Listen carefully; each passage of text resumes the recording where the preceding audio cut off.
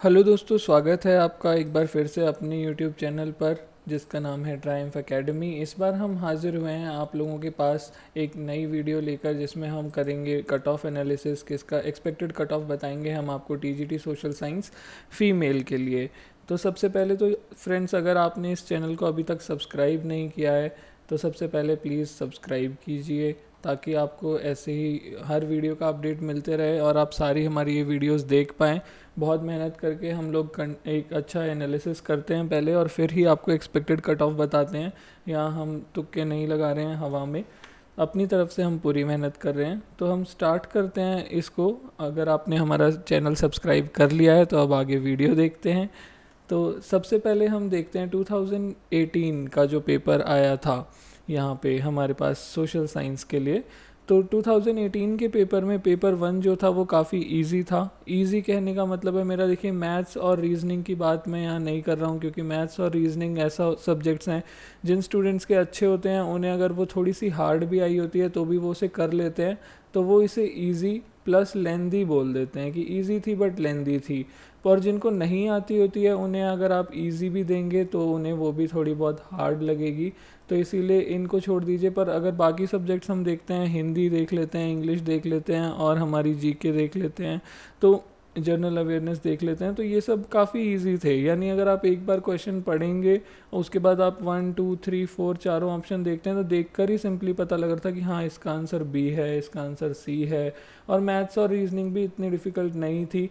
थोड़े लोगों को लेंदी लग सकती है पर वो लेंदी भी नहीं थी। बहुत इजीली पेपर, मतलब लोग ये अटेम्प्ट कर पा रहे थे। और जो स्ट्रेटजी लोग बनाते हैं कि 1 आवर में हम ये कर लेंगे, 1 आवर में हम अपना पेपर 2 कर लेंगे, तो वो भी करना बहुत इजीली पॉसिबल था।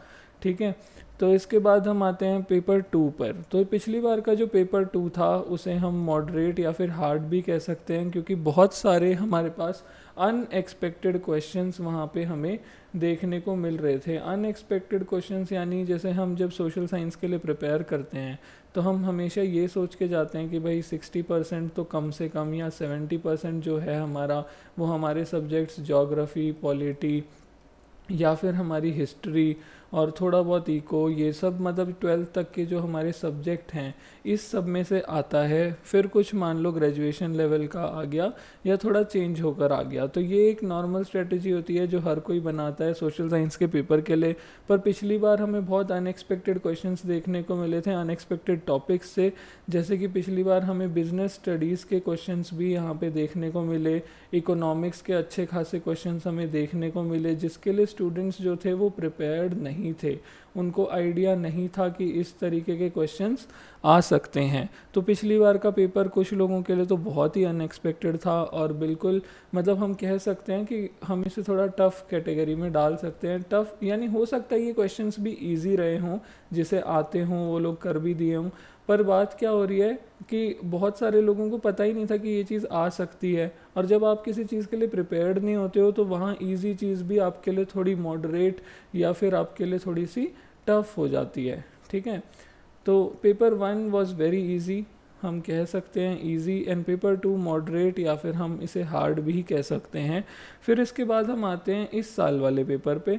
तो इस साल के पेपर में हम कह सकते हैं कि हमारा पेपर 1 अगेन यहाँ पे भी, इसको भी हम इजी भी बोल सकते हैं कि हमारा पेपर 1 जो था वो इजी था। पर मैं इसे मॉडरेट कहना चाहूँगा क्योंकि बहुत कुछ पार्ट्स इसमें काफ़ी लेंथी थे।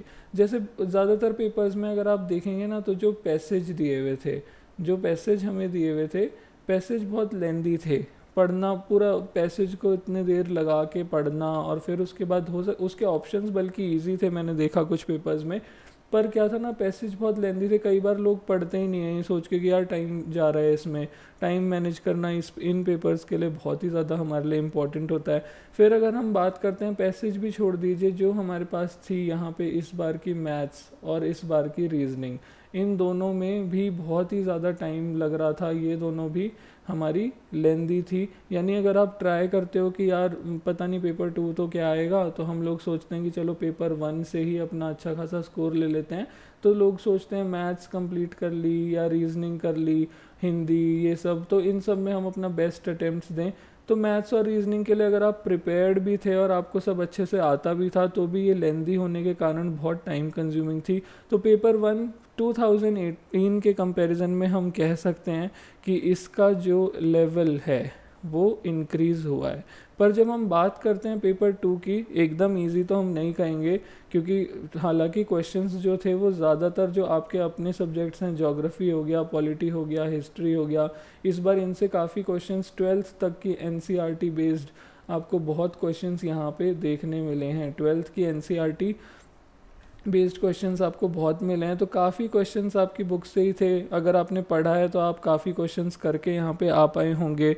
तो हम देख सकते हैं, हालांकि ऐसा भी नहीं था कि उनमें कि वो सारे के सारे क्वेश्चंस जो थे वो बहुत ही ज़्यादा इजी थे, उनको भी हम मॉडरेट ही कहेंगे। सिर्फ 10 से 20 क्वेश्चन लगा लीजिए ऐसे होंगे जो डायरेक्ट हो रहे होंगे, उसमें मतलब ज़्यादा सोचना ना पड़ा हो, इजी जो हम कह सकते हैं। पर पेपर का लेवल मॉडरेट था, बट एटलीस्ट आपके जो अपने सब्जेक्ट्स होते हैं जिस हिसाब से आपने प्रिपरेशन की होगी, वहाँ से काफ़ी क्वेश्चंस आपको देखने को मिले हैं। प्लस जब मेल का पेपर हुआ है तो आपको पता लग गया है उससे कि पेपर का पैटर्न किस तरीके का आ रहा है। तो ज़्यादातर लोगों ने उस हिसाब से अपनी एनसीईआरटी जो है 12th क्लास तक की एनसीईआरटी बहुत अच्छे से कर ली होगी। ठीक है, तो अब हम देखते हैं ज़रा कि नंबर ऑफ़ सीट्स में क्या चेंजेस आए हैं। तो 2018 और 2021 की नंबर ऑफ़ सीट्स हमारे पास हैं। तो यूआर कैटेगरी के लिए आप देख रहे हैं 182 से सीट्स 341 हो गई हैं, यानी 2 टाइम्स से थोड़ा कम। फिर इसके बाद हम कहते हैं ओबीसी 75 से 105, यानी कुछ ज़्यादा भी नहीं बढ़ी हैं, सिर्फ 30 सीट्स बढ़ी हैं। यानी जिस तरीके से मैथ्स में और साइंस में सीट्स इंक्रीज़ हुई हैं, वैसे सोशल साइंस में इंक्रीज़ नहीं हुई हैं। फिर हम बात करते हैं एससी कैटेगरी 2018 18 सीट्स थी हमारे पास, पर अब की बार 72 है, यानी सीट्स बढ़ी हैं, 54 सीट्स इंक्रीज़ हुई हैं। फिर हम बात करते हैं एसटी कैटेगरी की, तो 25 से 102 आप देख सकते हैं, बहुत ही अच्छा एक नंबर के साथ सीट्स इंक्रीज़ हुई हैं। यहाँ पे 4 टाइम्स सीट्स लगभग हो गई हैं। पीडब्ल्यूडी 9 सीट्स थी, इस बार 19 है, तो 10 सीट्स इंक्रीज़ होना यहाँ पे एक अच्छी वो है। ईडब्ल्यूएस लास्ट टाइम नहीं दिया हुआ था, बट इस बार 42 सीट्स हैं, तो ईडब्ल्यूएस कैटेगरी वालों के लिए भी यहाँ पे अच्छे चांसेस बन रहे हैं।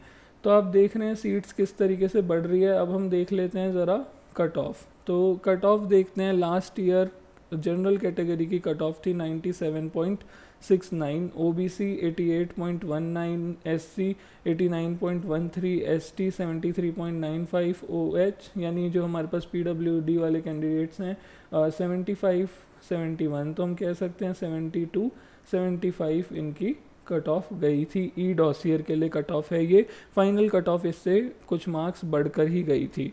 तो हम इस बार की जो चीज़ें हमने देखी कि हम लोग देख रहे हैं कि पेपर का जो लेवल है, पेपर 1 का हल्का सा बढ़ा है, पेपर 2 का लेवल हल्का सा गिरा है। हल्का सा गिरा क्या, बल्कि इस बार मतलब मैं पिछले पेपर के अकॉर्डिंग 2018 के कंपैरिजन में हम कहना चाहेंगे कि ये पेपर जो है इसका लेवल जो है कम हुआ है, यानी ये थोड़ा इजी हुआ है। तो हम कह सकते हैं कि ये एक बैलेंस्ड सिचुएशन है। ठीक है, ये एक बैलेंस सिचुएशन है यहाँ पे। पर सीट्स जो हैं वो बढ़ी हैं, पर वो भी इतनी ज़्यादा नहीं बढ़ी हैं। ठीक है, तो कट ऑफ मेरे हिसाब से मुझे लगता है कि जैसे कंपटीशन बढ़ रहा है और नंबर ऑफ़ सीट्स बहुत ज़्यादा भी नहीं बढ़ी हैं सोशल साइंस में, यूआर ओबीसी के लिए तो बिल्कुल भी ज़्यादा नहीं बढ़ी हैं।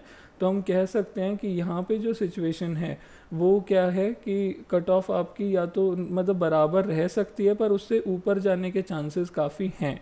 ठीक है, तो यूआर कैटेगरी के लिए हम लोग बोलेंगे कि 100 to 105, 100 मार्क्स भी अच्छा स्कोर है यहाँ पे। 105 तक हम कह सकते हैं कि आपकी ई डॉसियर जाएगी, और अगर 105 जाती है तो 5 या 7 नंबर से ज़्यादा फाइनल सिलेक्शन के लिए नहीं जाएगी। वैसे 5 से 10 नंबर बढ़ती है फाइनल सिलेक्शन के लिए। ओबीसी की सीट्स जो हैं वो बढ़ी हैं, पर पेपर का लेवल थोड़ा गिरा है, तो मेरे हिसाब से वो उतनी ही रहनी चाहिए, इससे मतलब ज़्यादा कम नहीं हो सकती 88।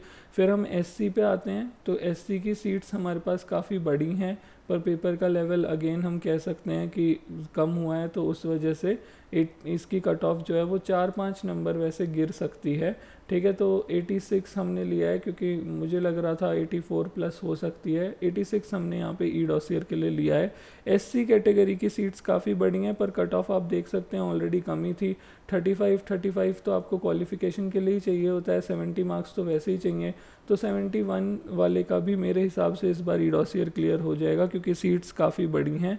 पीडब्ल्यूडी वाले कैंडिडेट्स के लिए 70 to 75 लास्ट टाइम थी, इतनी इस बार भी रहेगी क्योंकि सीट्स इंक्रीज़ हुई हैं और पेपर का लेवल बैलेंस्ड है एक तरीके से, वैसे इजी हुआ है, पर सीट्स बढ़ने की वजह से इतने पे मेरे हिसाब से हो जाना चाहिए। ईडब्ल्यूएस कैटेगरी की जब हम बात करते हैं तो इस बार पेपर का लेवल जैसे कि हम बता रहे हैं कि थोड़ा ईजी था, तो जनरल कैटेगरी से 10 मार्क्स कम लगा लीजिए तो 90 to 95 मुझे जाता है कि मुझे लगता है कि होगी। ठीक है, तो ये हमारी एक्सपेक्टेड कट ऑफ है। अगर आपको हमारा एनालिसिस अच्छा लगा तो प्लीज़ हमारी वीडियो को लाइक करें और इस चैनल को सब्सक्राइब करें ताकि इसी तरीके की डिटेल्ड एनालिसिस हम आपको दे सकें। एकदम हम सटीक बातें यहाँ पे करते हैं और आपको हर चीज़ के अपडेट्स जल्दी से जल्दी मिल सकें। तो इस चैनल को सब्सक्राइब कीजिए। अभी के लिए इतना ही, मिलते हैं नेक्स्ट वीडियो में।